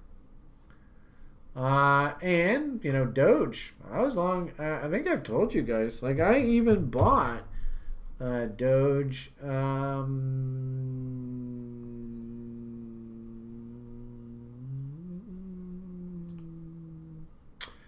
Right here. I stepped in and I was a buyer. And I didn't have a problem with Alan saying buy down in here. I was a little pissed off at the way that he completely pumped the market. Total. I mean, God, you want a course on market manipulation? Fucking just go and look what Alan did over. He did it with his own stock, Tesla. And he got banned. I mean, he literally got almost excommunicated from the company by the SEC for the shit that he did. And then he found something like this that's not regulated, and he did exactly the same thing. So you want an education on how to manipulate assets? just follow what he did here. I mean, I'll tell you, I was a buyer all through this. Loved it. Loaded up. That's not that long ago. When is that? That's about a year ago. Can you buy here? You should be able to answer that question really easily. Are there names that are looking like this happening as we speak right now? I keep telling you guys about names like Ubik, and people are even making fun of me, going, Jesus, there goes Beamish on about that goddamn Ubik piece of shit again. There it is. I mean, I don't know when the hell these guys get their act together, but it's just sitting there. This could easily be a Doge. It could. Geo, I love Geo. Look at that. Look at that. Look at what they do. When Geo goes nuts, look at what it does. So, I don't know. You tell me. Any letters of the alphabet that we kind of like when you look at that? I mean, it's just sitting there. You could go and put $500 into this thing at 39 cents and sell, and I don't know. It's up to you and your plan. But could we get $390 for that thing? Yeah, that's actually not unrealistic.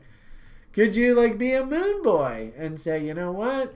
I'll sell at 10x, but my next sell is at 100x. So that's up here at 39. I don't know.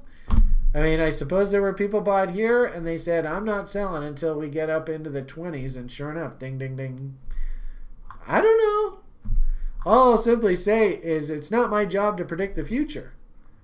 My job is to make damn sure that when I see these assets come down into these things, I just go pick a little bit up and just let the market do its thing. As soon as it doubles, right, on something like this, if I bought that level, 43 cents, not really that much. 80, 90 cents, we'll say right up, we'll even be generous, $1.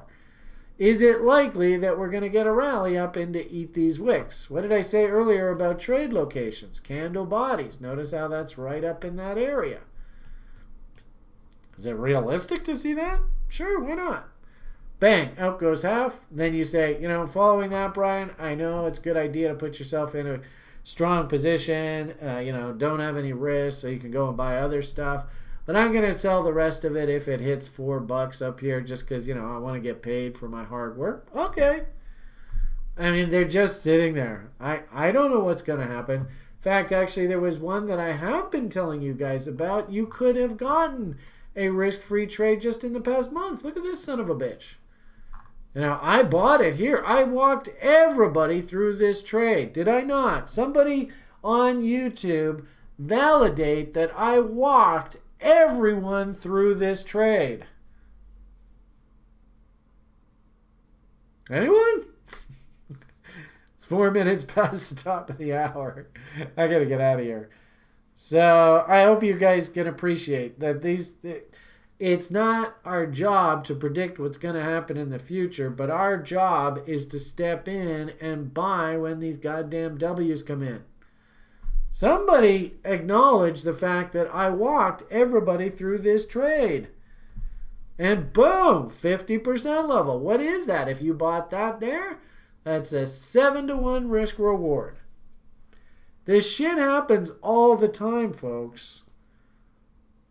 It's just really a question of, can you exercise patience and discipline, wait for assets to come back down to the bottom ends of ranges, and just follow your plan.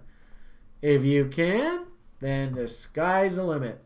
Keep in mind, Sjord just basically 1 year ago, came to all of us and said, there's this project, this Do Kwon guy, Nacho Don is a huge fan of him, And he's like, you know what? We got to get in there and we got to buy some of this shit. That's 34 cents. Maybe if I throw $500 at this damn thing, $500, and you're selling at, what is that? That's 100x. $500? What's 100x of $500? That's just one trade.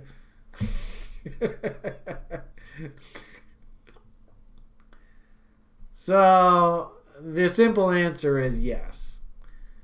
I walked everybody on the site through this trade. And that was a really nice 10x for us. But this shit's all over the place. But you gotta put the opinion away. You have to put the stopwatch away. You have to take appropriate bets. $500, 500 into 50 G's. You're halfway through to that $100,000 target. Yes, this is the top of the 4-year cycle. I'm not going to sugarcoat that. I'm not going to bullshit you that. But what I'm just going to simply say is, for God's sakes, don't go and chase and buy this up here. You have to get out there and hunt for the UBICs and for the Geos. Which are the ones that are Wing now? I think I've heard lots of people squawking about this Kusama recently. Nothing really to get too excited about. I don't know why people are so excited about this, but same sort of thing. Can you force yourself to come in down here and woohoo? Also, too, how does the expression go? Buy when it's somethings and sell when it's somethings. So my hunch is there's probably a lot of buys in these alts, and just into next spring, there's going to be a nice little trade here. But once this rally peak comes, at that point, be damn careful, because then we're probably going to have to go through a year or two of cleanup because of the 4-year cycles. So even something like this, can I justify coming in and buying there and thinking 10x and Lambos and shit? Not really. It's not really a very good level. Maybe if over time we could go like this and then like that, and you start going, hey Brian, look at this consolidation, fucking A. Okay, but that's not what that looks like right now. So, okay, 7 minutes past the top of the hour. I got to get my act together. Have yourselves a great rest of your day. Hope I helped answer questions. Long and short of it here, the answer to your question is learn the goddamn process. Trade your trading plans. Don't take too much risk on any one trade. And just let yourself get rich. Just don't be in a big hurry. Sell halves on doubles. Sell halves on triples. Let your money work for you. Buy the bottom ends of ranges. And of course, and we said, your fundamental universe is going to define actually the names that you're looking for those assets to be at the bottom ends of ranges. Like, actually, there's a name that I just bought. Or actually, I'm trying to buy. Yeah, I know. I was just about to get out of here, but I'll just show you this and then I'll leave. Cello. This is a name that Danny guy mentioned. In his little show there with Colin and the Hero people. And I heard him talking about it, and I was like, all right, let's get some bids working. I don't know whether I'm going to get filled here. I don't know. But could this thing 10x, 100x from these levels and make me rich? Maybe. I'd say if I took like what we call a nanny nibble, little old lady approach to this, don't risk too much money on the investment. If I go and pick some up here, I think I can get half off on a double on one of these crazy ass spikes. And then, where we go from there, who knows? So, yeah, I definitely do think that there is lots and lots of money. The key here, though, is don't chase. Just don't chase. Okay, I got to get out of here. Have yourselves a great rest of your day, everybody. Thank you all very much for the best wishes for Liam. We'll drive safe, and we'll have some fun munchies for him. And PMA for the win. Hope you guys got some good value out of all this. Have yourselves a great rest of your day. PMA for the win. All the best. The only thing left for Brian to say is bye for now.